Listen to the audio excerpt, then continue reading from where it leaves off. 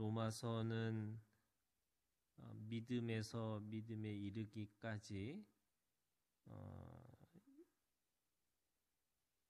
하나님의 의가 나타나서 그 오직 의인은 믿음으로 말미암아 산다라고 말씀하시는 거예요. 여기서 믿음에서 믿음이라고 하는 이 from faith to faith라고 하는 로마서 1장 17절이 그 전체의 이 로마서의 가장 중요한 키워드가 믿음이에요.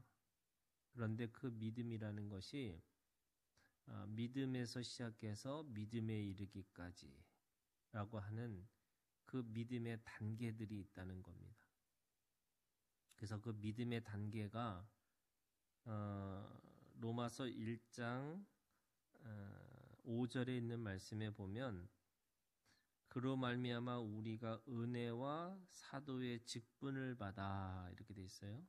그래서 은혜라고 하는 믿음에서 시작해서 사도의 직분을 받는 믿음에 이르기까지라고 하는, 그러니까 은혜는 무조건이에요. 그런데 사도의 직분은 내가 가지고 있는 믿음을 사용해서 하나님의 것을 이루고 살아가는 거예요.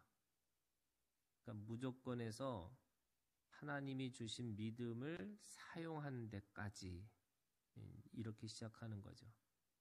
그러니까 믿음에서 시작해서 믿음에 이르기까지라고 하는 그 믿음의 단계들이 있다고 말씀하고 있는 거죠. 그런데 그 사도의 직분은 단순하게 사도의 직분으로만 끝나는 게 아니라 두 가지 의미가 있어요. 거기에는 말씀을 따라가는 믿음이 있고 내게 상급을 주시는 것에 대해서 상급을 따르는 믿음이 있는 거죠. 그래서 그걸 상급 믿음이라고 그래요. 그러니까 우리가 생각하는 믿음은 그냥 한 가지로만 생각을 하는데 믿음은 세 가지가 있는 거예요. 첫 번째는 은혜의 믿음이 있고 말씀의 믿음이 있고 상급의 믿음이 있는 거죠. 그러면서 1장 18절부터는 아예 처음부터 믿음이 없는 사람들이 가지고 있는 이 은혜를 받을 수 없는 사람들의 상태를 말하고 있어요. 성경의 고린도전서에 있는 말씀에 보면 사람은 세 가지 종류가 있습니다. 그러니까 살아가는 사람들의 종류를 얘기하는 거예요. 그러니까 민족적이고 또는 그 어떤 혈연적인 그런 관계가 아니고, 그러니까 헬라인이냐 유대인이냐 이런 뜻이 아니고 이 믿음의 상태로 따라져서 세 가지가 있는 거예요. 그게 뭐냐면 영에 속한 사람이 있고 육에 속한 사람이 있어요. 근데 그 중간에 뭐가 있냐면 영은 아는데 여전히 육적인 걸 따라가는 육신에 속한 사람이 있는 거예요. 그러니까 영에 속한 사람은 이 세 가지의 믿음을 따라서 자연스럽게 자라나는 거예요. 그러니까 은혜의 믿음과 말씀을 따라가는 믿음과 상급을 쫓아가는 믿음, 이 세 가지의 믿음을 온전히 이루는 사람을 영에 속한 사람이라고 하는 거죠. 아예 처음부터 모르는 사람은 그 믿음의 세계를 알 수도 없고 또 그렇게 알지 못하기 때문에 그 믿음이 주고 있는 능력도 모르는 거죠. 그런데 누가 더 가장 비참한 사람이냐?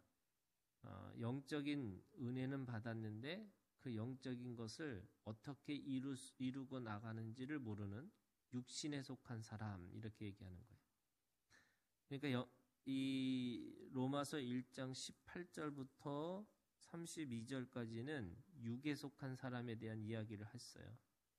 그러면 2장 1절부터 16절까지는 뭐에 대해서 얘기하고 있냐면 육신에 속한 사람을 얘기하는 거예요. 이 사람들이 누구냐면 이 육적으로는 유대인을 얘기하는 거죠. 근데 유대인들은 이 바울의 입장에서 보면은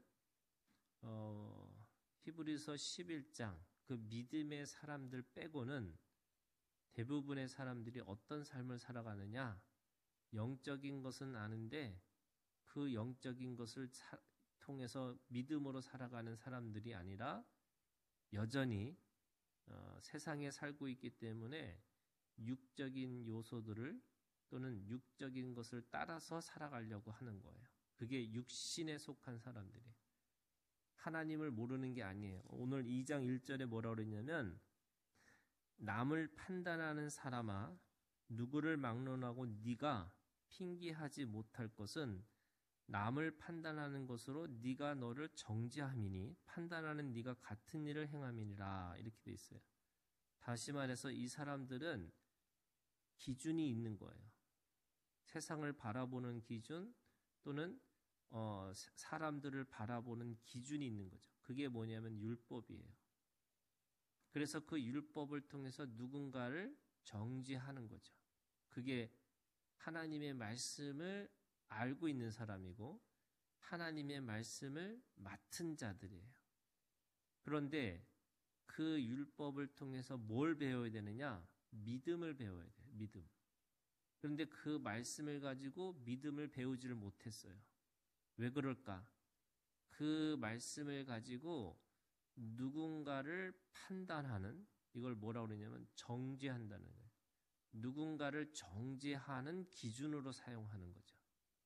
다시 말해서 선악과를 먹는 선악을 아는 열매를 먹는 순간에 누군가를 바라보면서 정죄하는 눈이 생기는 거예요. 그런데 갈라디아서에 있는 말씀에 보면 율법이 가지고 있는 기능이 뭐냐? 말씀을 맡은 자에게 가지고 있는 기능이 뭐냐면요. 하나님을 찾을 수밖에 없다는 거예요. 왜? 613가지 하라와 하지 말라라고 하는 이 613가지의 율법을 지키려고 자신이 아무리 노력해도 안 된다는 것. 그걸 몽학선생이라고 그러고 그리고 그거를 나를 가르치는 초보 선생님이라고 그러는 거예요. 그러니까 그 율법이 나한테 선생님이 되는 거예요. 어떤 선생님이 되느냐? 너 가지고는 안 된다. 네 육신에 가지고는 안 된다. 그래서 네가 그 율법을 가지고 살려면 어떻게 되느냐? 그 율법이 나를 통해서 계속해서 하나님을 만나라고, 하나님을 인격적으로 영접하라고. 그것이 뭐냐면 그 율법을 통해서 하나님을 보고 그 본 하나님을 통해서 내가 율법을 가지고 누군가를 정죄할 수 있는 사람이 아니라 나도 그 율법 가운데 똑같이 죽을 수밖에 없는 사람이라는 것을 깨닫고 살으라는 거예요. 그걸 율법의 이 소극적 기능이라고 그래요. 그러니까 원래 율법은 하나님을 통해서 하나님을 만나라고 이야기해 주시는 거죠. 이게 이제 시기적으로는 이런 거예요. 모세가 율법을 받았는데 모세 이전에 아브라함의 은혜가 있었어요. 그리고 모세의 율법 이후에 다윗의 은혜가 있었어요. 그러니까 모세의 율법은 아브라함의 은혜와 다윗의 은혜를 깨달아야지만 그 모세의 율법을 왜 주셨는지를 깨달을 수 있다는 거예요. 은혜로 시작해서 은혜로 마치는 그 율법을 알지 못하면 절대로 율법 그 자체로는 우리는 도저히 하나님을 그렇게 믿고 하나님을 따라갈 수 없다고 말씀하고 있는 겁니다. 그러면서 오늘 2절에 뭐라고 하느냐면 이런 일을 행하는 자에게 하나님의 심판이 진리대로 되는 줄 우리가 아노라. 그 말씀이 누구는 피해가고 누구는 예외로 할 수 없다는 거예요. 그 율법 자체가 진리대로 그대로 그렇게 되어진다는 거죠. 그래서 그 율법이 어떻게 해요? 행하는 자. 이게 지금 율법은 하라와 하지 말라는 거잖아요. 그러니까 행위에 달려 있어요. 이 율법의 행위를 이거는 내가 지켜도 되고 안 지켜도 되고 이건 누가 지켜야 되고 누가 안 이런 게 아니라는 거예요. 이 율법은 반드시 행위가 따라야 되는 거예요. 그래서 그 행위를 통해서 우리가 그걸 믿어야 되는데 이 유대인들 말씀을 맡은데 은혜를 모르고 율법만 아는 사람들은 14절에 이렇게 얘기하고 있어요. 하나님의 인자하심과 그 너를 인도하여 회개하게 하심을 알지 못하여 하나님의 성품, 인자하심과 용납하심과 길이 참으심이 풍성하기 때문에 우리는 그 율법에서 조금 벗어나도 괜찮을 거야. 이게 뭐예요? 선민의식이에요. 이 선민의식이 그 사람들을 꽉 잡고 있어요. 그러다 보니까 어떤 생각을 하고 있냐면 나는 행위하지 율법을 알지만 그 율법을 지킬 필요가 없을 거야 라고 생각하는 거예요. 왜? 안 지켜도 나는 하나님이 어떤 분이에요? 하나님은 인자하시고 용납하시고 그 참으심이 풍성하기 때문에 나는 그 진노 가운데 하나님 앞에 들어갈 수가 없어 라고 생각하는 거예요. 그런 선민의식 때문에 율법을 누구한테 얘기를 하는 거예요? 다 다른 사람들한테 얘기하는 거죠. 특별히 이방 사람들한테. 저 사람들은 말씀도 모르고 하나님도 모르는 사람이야. 나는 하나님도 알고 율법도 알기 때문에 나는 구원받을 수 있어. 이렇게 생각하는 거예요. 근데 하나님은 어떤 분이라고요? 하나님은 6절에 보니까 하나님께서 각 사람에게 그 행한 대로 보응하시되. 그래서 11절에 결론처럼 얘기하는 거예요. 하나님께서 외모로 사람을 취하지 아니하십니다. 율법이 가지고 있는 율법의 법칙을 따라가면요, 누구도 그 율법을 따라서 살아날 수 있는 사람은 아무도 없다는 거예요. 그거는 유대인이냐 또는 나는 레위인 사람이냐, 나는 그 레위 사람들 속에서 제사장이다, 대제사장이다 라고 하는 것 때문에 외모죠. 그걸 통해서 누구도 그 율법을 벗어나서 살 수가 없다는 거예요. 근데 왜 이런 일이 벌어졌을까? 왜 그들은 율법을 가지고 하나님 앞에 은혜로 가지 않고 왜 율법을 가지고 여전히 다른 사람들에게 그 율법을 행하라고 그러면서 자기는 지키지 않을까라고 생각해 보면 5절이 그 말씀을 하고 있어요. 두 가지죠. 이 유대인들이 가지고 있는 말씀을 가지고 있는데 그 말씀을 자기에게 은혜로 가지 않고 여전히 율법이라고 하는 것을 가지고 살려고 하는 사람들에게 가지고 있는 두 가지 죄가 뭐냐면 5절에 고집과 회개하지 아니한 마음이야. 고집, 어떤 한 마음을 스스로 정해서 그 정한 마음이 옳다고 얘기하는 게 고집이에요. 다른 사람의 말을 듣지 않는 게 고집이에요. 자기만 옳다고 말하는 게 고집이에요.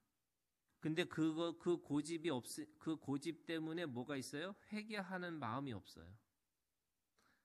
이 고집이 풀려야지 이 강팍한 마음이 너덜너덜해서 부드러워져야지만 회개하는 마음이 생기는 거거든요.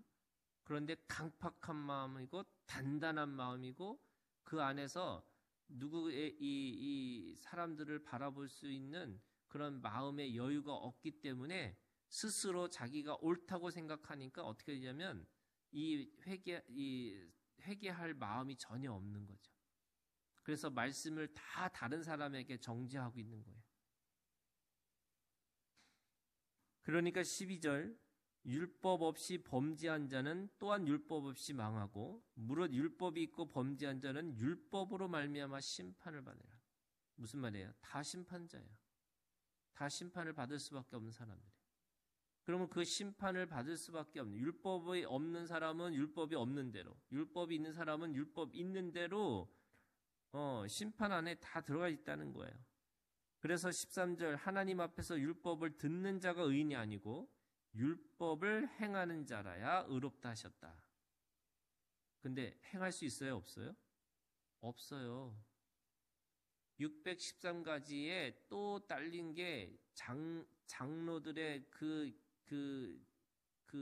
전통과 장로들이 가지고 있는 유전조차도 다 따라야 되는 거예요. 거기에 따를 사람은 아무도 없어요. 그러니까 할 수 없다는 걸 빨리 알아야 되는데 그 할 수 있다고 스스로 계속 그거를 따라가려고 하는 거예요. 그러면 율법이 없는 이방인들은 어떻게 하나님 앞에서 그 심판을 받느냐?